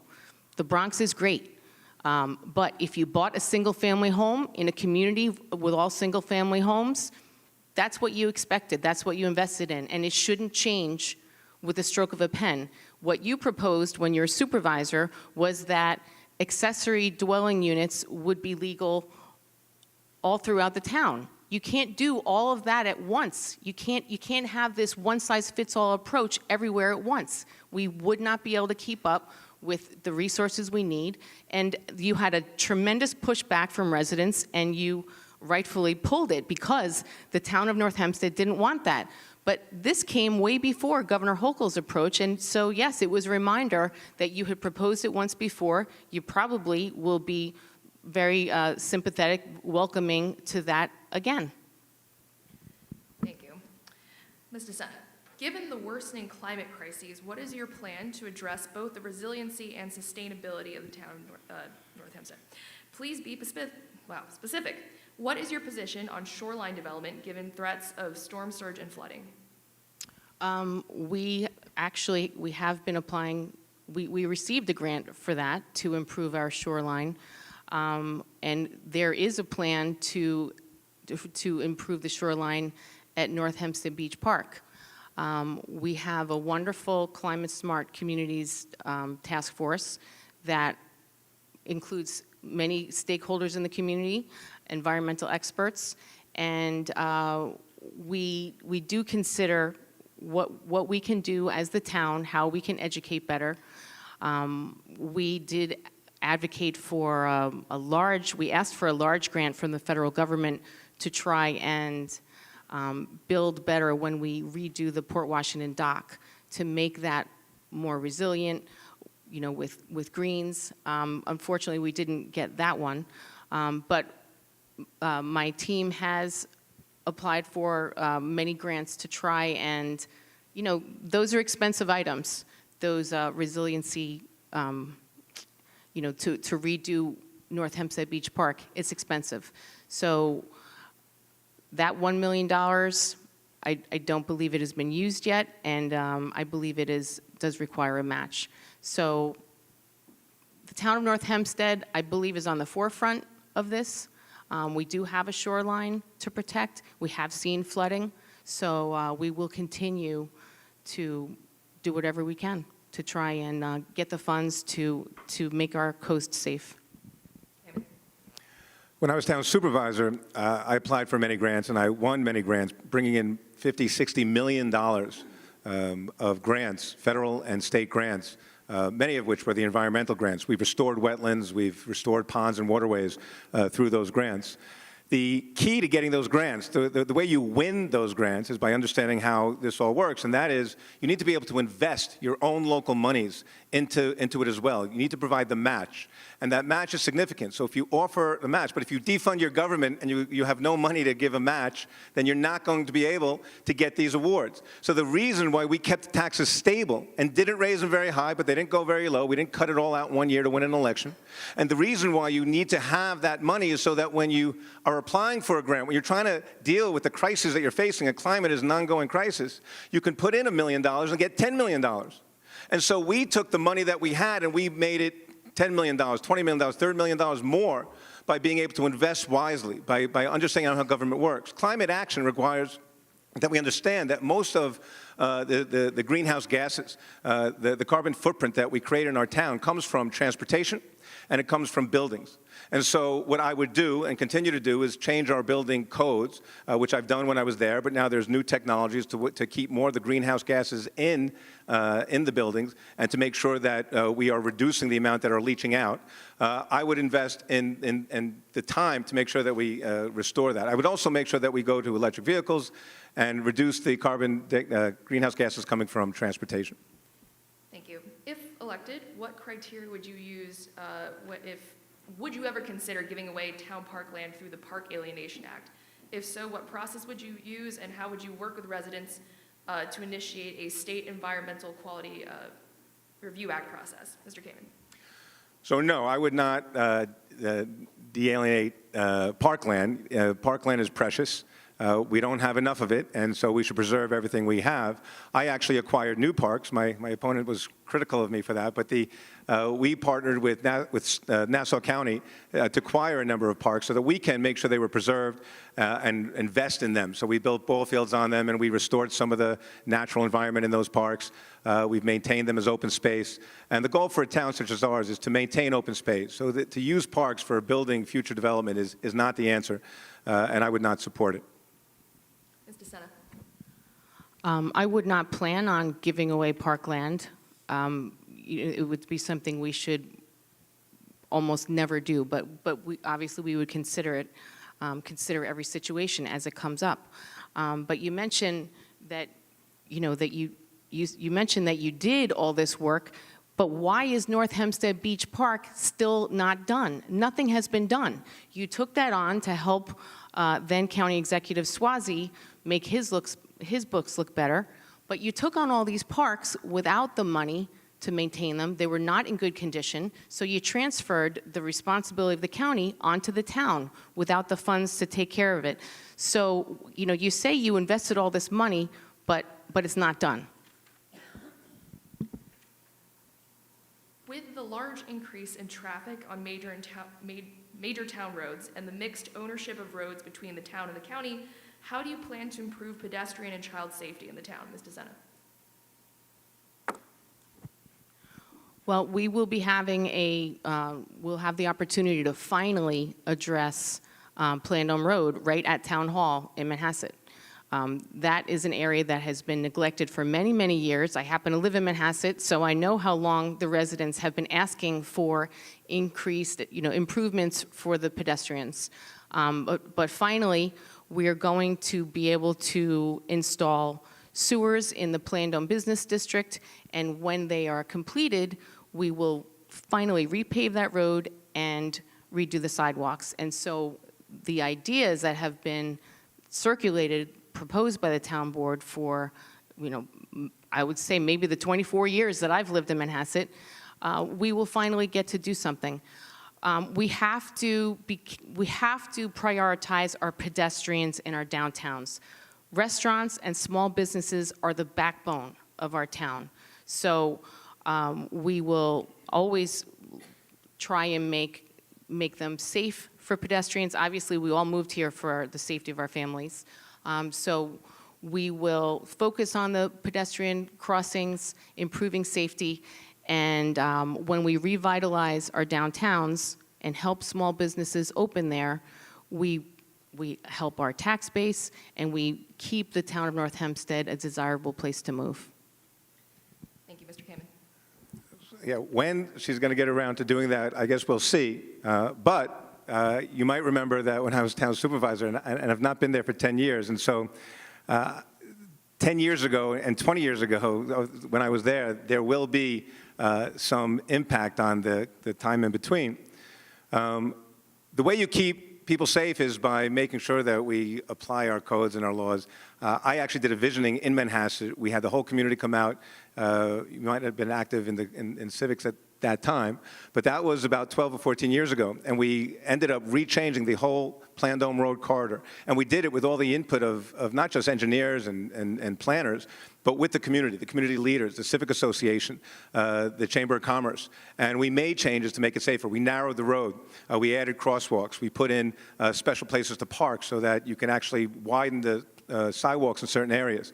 It doesn't mean, and we actually put a right-hand turn lane in one area so that we can get traffic away and then hold people up.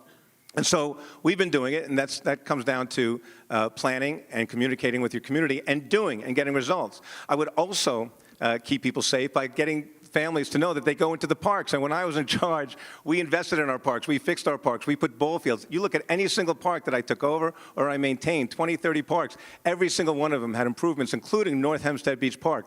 We put 2 fields in there.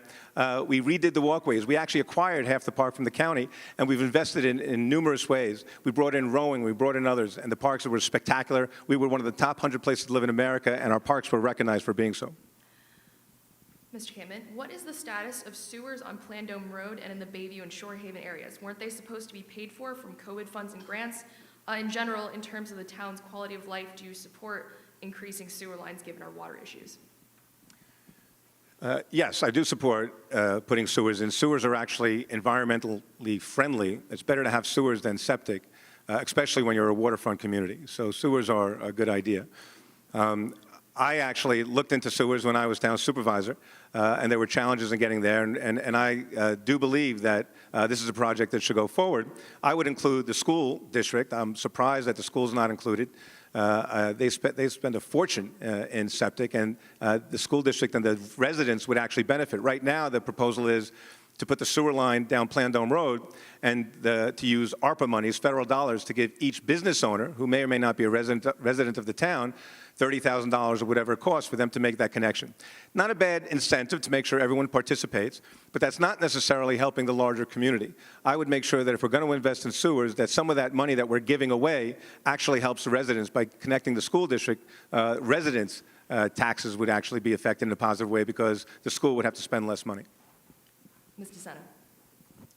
The school does not want to connect because they already did.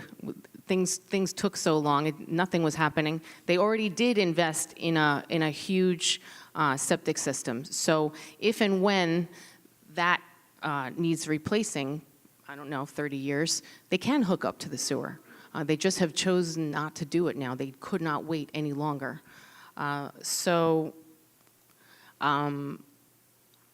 We are actually even starting to talk to the Great Neck Water Pollution Control District about the residents.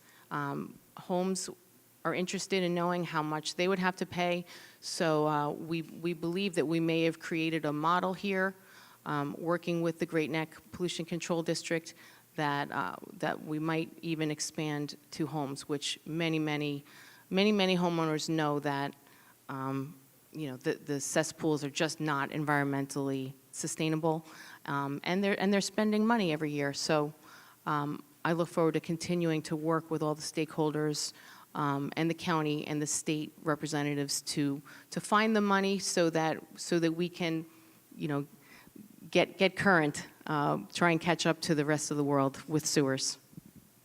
Thank you. Supervisor DeSena, and I'm reading this as verbatim as possible. You endorsed George Santos, an election denier who did not renounce those who attacked the Capitol and who called for a national ban on abortion. Your running mate, Dave Franklin, refused to affirm the existence of climate change at last week's candidate forum and is promoting a fake news story about asylum seekers being dropped off at a local train station. What are your views on those matters, and how do you characterize your support of Santos and Franklin? Mr. Kaiman, when it is your turn, if a member of your party promoted positions with which you did not agree, how would you address that? Ms. DeSena. I was a victim, just like everyone else, of George Santos's lies. I assumed that people had vetted him. I assumed that his opponents running for Congress had vetted him. This man had been running for Congress for 3 years against Tom Suozzi and then against John Kaiman and Robert Zimmerman and Josh Lafazan. So for someone to have not gone to college, I was flabbergasted when this was revealed by the New York Times. I wish that information had been revealed earlier so that we all could have made a better choice. So once I did find out, I called for him to resign. I called on the House to expel him. I have not spoken to him. But I'll say that he was elected because people wanted tax relief. I mean, everybody knew that he was an election denier. They all voted for him. That's not because of me. Everybody knew that fact. That had nothing to do with me. So I did call for him to resign. And I would contrast that with how you handled Gerard Terry. You still supported him, and even after he was convicted of fraud, of a fraud on our own residents in the town of North Hempstead, you asked for leniency for him. So, I have no further connection to George Santos and the things that he stands for. Mr. Kaiman. So it's interesting you refer to his positive attribute of looking for tax relief, and maybe that's why you support him and others. Maybe we should not be blindly following people who just declare tax relief as the answer for all our problems without going to the underlying problems, without even caring what the underlying problems are. She supported George Santos after he stood on the steps of the Capitol and said that the 2020 election was a fraud.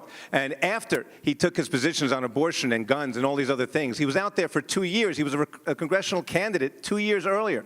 And so she declared that he was her friend and a true leader and a person that she trusted. She vouched for him. She put herself out there. She campaigned with him. She told us to vote for him.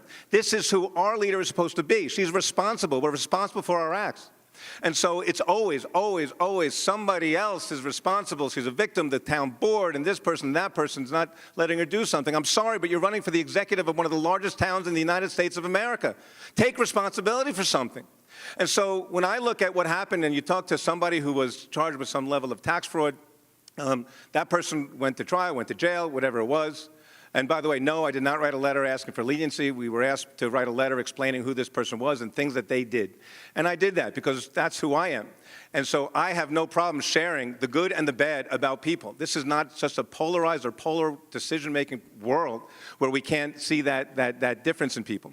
But that's not what was going on here. And so the question was about George Santos. If I have a problem with somebody, I confront them, I address it, I engage, and take responsibility when I am responsible for the decisions that I make. Thank you. Now, sorry to have laid a trap for you. Residents are being flooded with negative attack ads and mailers, and we are sick of it. Given the dysfunction of our government on our federal level and town board, what is the secret ingredient that you would use to work across the aisle and get things done, bring civility back to town meetings, and in general, positive things that you're campaigning for, Mr. Kaiman? So when I was town supervisor, we had a Republican and then Republicans on the board. And I would have a Democratic caucus, which is when we sit with one side of the aisle, because you're allowed to do that. In fact, you're encouraged to do that because there's strategic reasons why people vote and make decisions. And so it's important to be able to communicate with that. But I also would have a caucus with the two Republicans on the board. And I would sit down with them and I would go over, these are my plans. This is why I'm doing it. This is how much it costs. This is the community that it's in. And I would go into that community with them. And even if I disagree with them or they disagree with me, I would still share their disagreement in an honest and forward way. And so that way there was no misinformation or misimpression that was created. And sometimes they voted with me, and sometimes they voted against me. And when I went into various communities, and there's communities that were frustrated with maybe a particular issue, and they thought that it was political, because I might be on the Democratic side and my opponent or whoever it was years ago was against me and was on another party. We would get into the issues and talk about the substance of what we're trying to put forward. Because at the end of the day, when you're talking about local government, when you're talking about building roads and putting in a stop sign or getting garbage picked up, it's not Republican or Democrat. But when you run for office, we run under a party banner. And so when you start adopting national ideas, defunding a government, because the idea is that if we take all the money out of government, there'll be less things to do. That is a policy that stops from the top down, and that's what I oppose. So you're defending this political caucus. Why? Why do we have to have a political caucus in town hall? Why do we have to have strategy? Why would you have to speak with different council members differently based on what party they're with? What strategy is there? I think the public just wants us to spend their money carefully. We're talking about paving roads and improving parks and pools and trying to make our building department work better. Why do we have to have strategy? Democratic or Republican strategy. There's something now called the New York State Open Meetings Law, and it says that a board, you can't meet unless unless it's open to the public. Now, the Democrats on the board, there are 4 of them, that's a quorum. Why do they have to meet separately?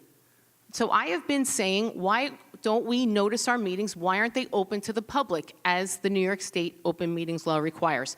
Well, I hear there's an exception for political caucus. Why? And is it a political caucus when you have required all the commissioners and department heads to come and attend, and then you ask them questions and you're talking about government business? This is a political caucus? And then I'm expected to have my own private meeting with the 2 Republicans Now we double the amount of time that our commissioners are spending asking questions. Why would we do that when we can just have one meeting open to the public and we can ask our commissioners questions and we don't talk politics? Thank you. Right, no clapping, please. Thank you. Hold your applause. We're going to talk about cats. This is the only town on Long Island with no cat shelter. Cats are multiplying out of control in the streets. What are each of you going to do to alleviate the horrible suffering of these defenseless creatures, Ms. DeSena? We are looking at creating a voucher program. This is something we approved at our last meeting. We have had amazing advocates for the cats. They are out there doing this as volunteers. They come to our meetings every month, and they ask us to do better. So we have approved, we're going to look into a voucher program. We can look into improving our trap and neuter program. Our town does not have a cat shelter because, under my opponent, the plan to build one, which was bonded for, was canceled. And I don't know why. So our shelter is only for dogs. I don't know why, but the amount of money it would take to build a cat shelter or to make our current dog shelter appropriate for cats is a tremendous amount of money. It's a huge policy decision that this board would have to agree on. So we will continue to find ways to address kittens being born. And, you know, in the meantime, I thank these advocates for all they do as volunteers and for continuing to ask us to do better. And they have asked their state leaders as well. Why does the state only require a dog shelter? That's what the state does. And it's, you know, because dogs can bite and really hurt. So thank you for your advocacy. Mr. Kaiman. So if you're looking for future monies to go to spay and neuter and helping address cats, don't look for this government to do it because she's cutting all the funding that you're going to need to use it for. That's why you don't withdraw and wipe out all your revenue. You spend your money wisely, as we did. We actually built the addition to the animal shelter. And so I'm sorry that you don't know what happened or why. But the reality was we built the addition to the animal shelter. We did not convert it to a cat shelter because under New York agriculture and markets law, when you bring in an animal, you are not allowed to let that animal leave unless it's adopted. And so you have to either adopt it, hold it, or euthanize it. And many of the cat shelters around Long Island and around the country tend to euthanize a significant number of cats, and we did not want to do that. And so we spent literally $1 million or more on growing a program for spay and neuter. We hired private companies to come in, and we had vans. We hired actually a company to go out and trap and spray and neuter. And so that is really, I believe, the primary answer. Can we look to use our new building or the portion of the building that's not new anymore for cats? I told the people who I've spoken to about it that I will keep an open mind. I will have those discussions, as I always have, and I will hear people out and make a determination with them and mine as stakeholders and along with the other board members and the rest of the community to decide if that's something we want to do. But it is a concern. Thank you. Why has Newcastle been neglected for the past 2 years? It's never had full services, but recent budget cuts or something have meant no services. A balanced budget or reduction in taxes means nothing to residents who feel unseen and not respected. What will you commit to going forward? Please be specific, Mr. Kaiman. So I put a great deal of effort into Newcastle. It is an extraordinary, vibrant community, and it had been ignored for years. When I came in, I partnered with some of the local leaders there. We ended up building the Yes We Can Community Center, a $26 million, 80,000 square foot, platinum LEED certified building that stands today, and it's an extraordinary building. We rebuilt Prospect Avenue. We built housing, multifamily housing, affordable housing. We partnered with the Housing Authority to improve the actual housing that they're responsible for, which was lower income housing. And we also engaged the community in ways to do visionings and other such things, visioning meaning that we brought the community in to get a better feeling for what they needed. And one of the things they wanted was to have minority-owned businesses in a minority community. And so we invested dollars that we had so that we can invest into that community. And so then there was a minority-owned delicatessen or a minority-owned store and a minority-owned dentist. And that's a way that people can feel pride in their own community, invest in their own community. And I would continue, of course, to do that were I the supervisor again. However, if you take away all the revenue of the town, you blow $11 million hole in your budget just to win an election, then you're not going to have the ability to invest in communities, to participate in other communities, to do the planning and bring in the expertise, and invest in those things that are necessary for that community and every community in this town. Ms. DeSena. There's no $11 million hole in the budget. I mean, you keep saying this, but there is nothing of the sort. We still have reserves at 30%, which is what the ratings agencies want. So I don't know why you keep saying that. But in Newcastle, we have done amazing work. We have rebuilt, I think, 20 houses now that we've acquired through redevelopment programs, and they also include a down payment. So we've, and this is not me, I'm not taking credit, it's our CDA, it's Rosemary Olson. They do incredible work with grants, and they're able to rebuild these houses so a family can move in and use the wonderful Westbury School District and the wonderful Yes We Can Center, which has programs for kids, right through, right till the end of the night. They can be there. So I'm always looking to work with the stakeholders and hear what more we can do. And we have a very good grant writing team who has been really successful in bringing money to Newcastle for renovations. So I'll continue to support them. And I'm going to have 2 questions left, probably. Do you agree or disagree with the current Nassau County Supervisor who opposes evaluating or changing the current reassessment values and highly profitable reassessment appeals process? Is there a better way, and if so, what is it, Ms. DeSena? I guess you mean the county executive. Probably. They have frozen taxes. Again, they did a study of the reassessment that was begun under the prior county executive. They found that there were so many mistakes in the reassessment that it had not been ready. It was done, the reassessment was begun also during the pandemic.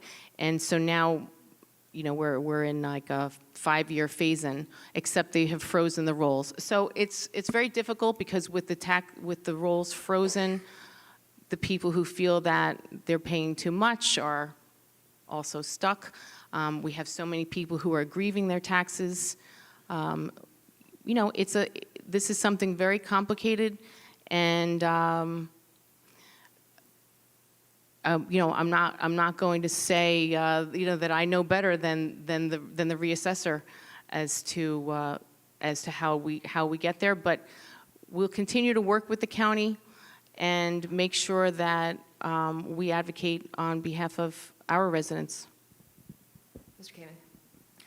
So the assessment process has been a disaster for decades, and the industry, the attorneys that win, have dedicated tens of millions of dollars, donated tens of millions of dollars to the Republican Party. And the result is that every time the Republican Party is in charge of the county, they have these extreme winners and losers. And so 50% of the people in the county challenge their assessment and win, or of the people that challenge they win.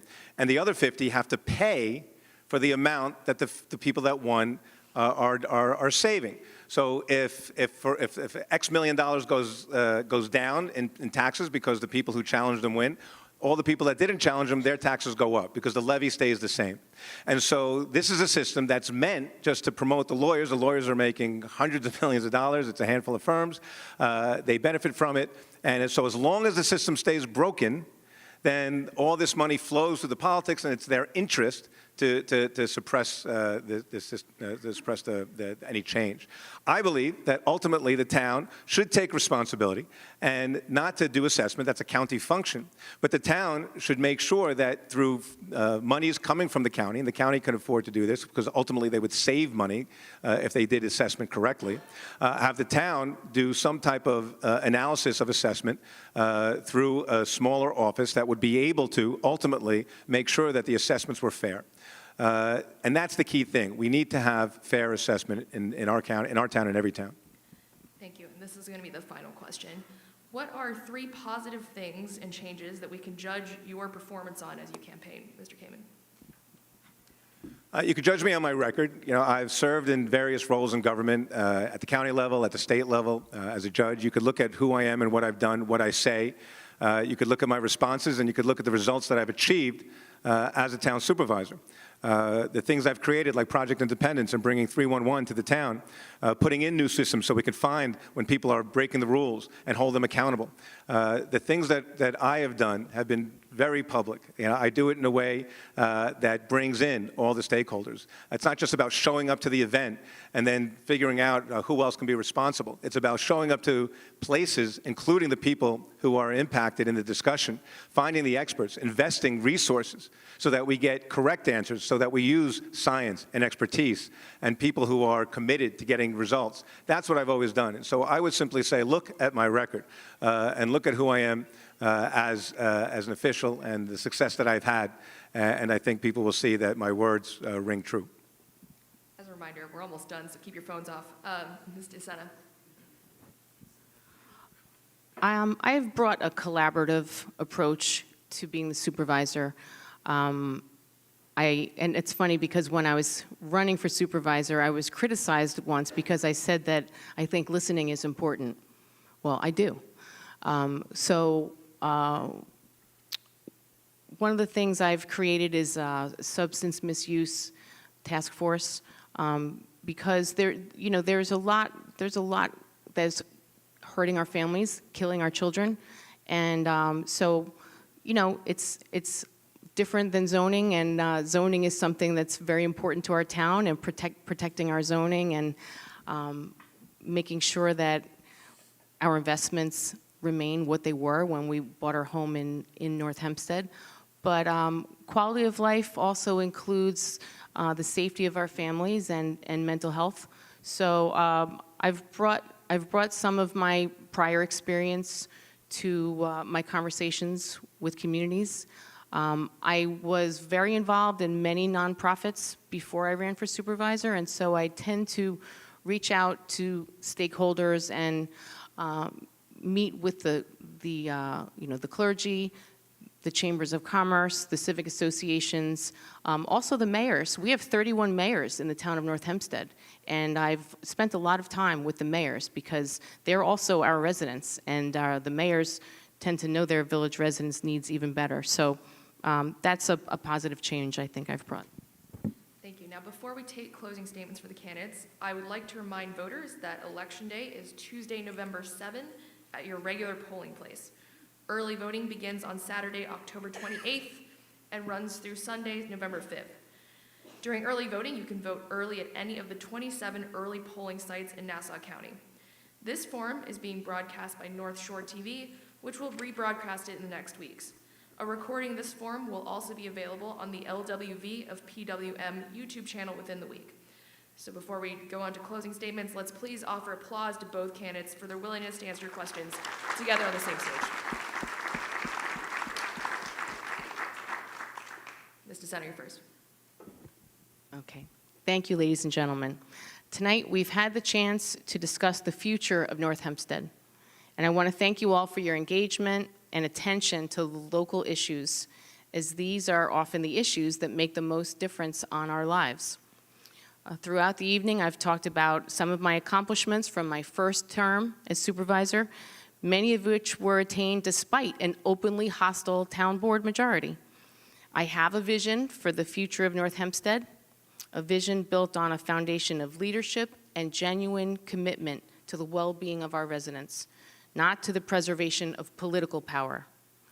My track record as town supervisor speaks to my dedication to this community, and I'm not just here to make promises, I'm here to deliver results. I've worked tirelessly to offer millions of dollars in taxpayer relief, improve our town's infrastructure, increase transparency, enhance environmental sustainability, and support our local businesses. My opponent has made a career out of raising your taxes. Taxes went up over $20 million under his watch, and during that time, he voted to give himself a 33% pay raise. Beyond this, corruption ran rampant in this town under his watch, including numerous arrests and jail time in the building department, as well as his personal secretary embezzling nearly $100,000 from the town. He can deny these facts, but they are all sourced from publicly available documents and data. It's the cold, hard truth. If all that isn't enough, he's shown he's willing to sacrifice our quality of life, as he proposed a housing plan eerily similar to Governor Hochul's before he ultimately scrapped it due to the immense resident pushback. I came into office and vowed to run this town with a taxpayer-first principle, and I've done that by cutting taxes and providing millions in taxpayer relief. I ask for your support because I've demonstrated my dedication to North Hempstead time and again. With your help, we can build a North Hempstead that is stronger. Thank you, everyone. Mr. Kaiman, would you begin your closing statement? So thank you for the opportunity to present tonight. And you can see by the closing statement of my opponent that the words don't ring true. It's all platitudes, it's attacks, there's no truth in it. And by saying it's sourced doesn't mean it's sourced. By saying she's a leader doesn't make her a leader. By saying that she gets things done, she's done nothing. Her big accomplishment is she appointed 4 people to the ethics board and none of them got appointed. There's nothing that's actually real in what she says. That's a disaster for this town. And so I'm running based on the truth as to what I've done, and it's all, talk about being sourced, it's all there. People have lived it. If you look at the articles about my budget every year, it'll tell you how much the taxes went up. To make up a number, $20 million, it's an easy thing to say when you're lying. And when you lie, it sounds easy. And so you, George Santos, this is who you people are. It's a shame. It's disgusting. It's amazing that you would have the gall to sit here and say those things when they're patently untrue. Now, when you look at the history of this town, when you look at the success that we had, when you look at the rating agencies, what they've said about my administration, conservative budgeting, balanced budgets, when you look at what Newsday said, who's endorsed me, when you look at the League of Conservation Voters and the Sierra Club, who are looking for environmental support, they've endorsed me. When you look at Planned Parenthood, they've endorsed me. When you look at Gun Sense America, Moms Demand Action, they've endorsed me. And the Long Island Federation of Labor, and dozens of other folks who have come out to support me, the comptrollers, senators, local officials, leaders, people who have been around, who take responsibility, who understand that what you say actually matters. You don't get to just sit there and attack and send out 30, 40 attack pieces of mail and think they're true because you said it. When you say it, that doesn't make it true. Truth actually happens before the words come out of your mouth. And so this is the problem that we have in America today. This is the problem we have locally. When she talks about politics being bad, except the political world that she's coming from is one where you can say anything you want, elect anything you want, and you have no responsibility. The notion that she has an $11 million hole in her budget, doesn't even know it, as far as we can tell. Doesn't even understand it. And the various issues that are out there, I hope people will support me on Election Day. Thank you for your time. Thank you to both candidates.